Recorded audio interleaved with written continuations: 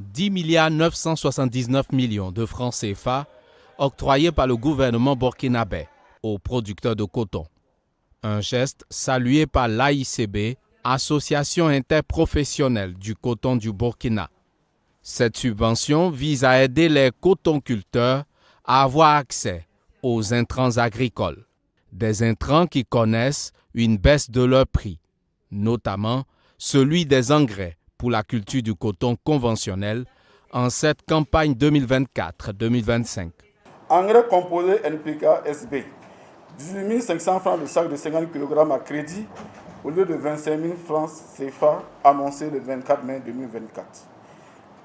Engrais azoté urée, 18 500 francs le sac de 50 kg à crédit au lieu de 27 700 francs annoncé le 24 mai dernier. Comparativement à la campagne écoulée, ces prix de cession à crédit des engrais et révisés ont baissé de 34% pour le NPK et 42% pour l'urée. Si habituellement, la disponibilité des engrais posait problème pour les 250 000 exploitations familiales de coton du pays, cette année, tout a été mis en œuvre pour remédier à cette situation, rassure l'interprofession. Les engrais aujourd'hui sont disponibles. Nous avons largement de quoi faire la campagne cotonnière 2024-2025.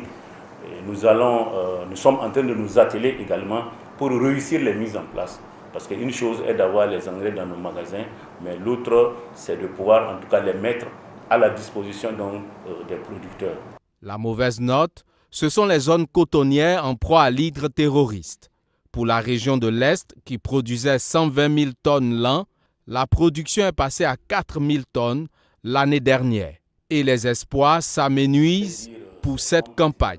Parce qu'on voit que les grandes zones de production sont toujours en difficulté.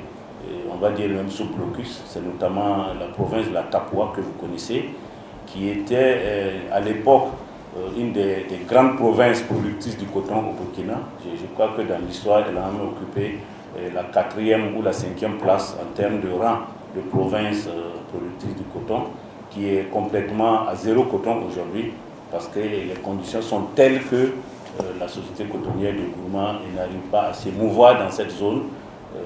Même le tronçon Fada-Diapaga, il faut aller par convoi. Néanmoins, le pays espère pour cette campagne agricole près de 600 000 tonnes de coton contre environ 400 000 tonnes récoltées la saison dernière.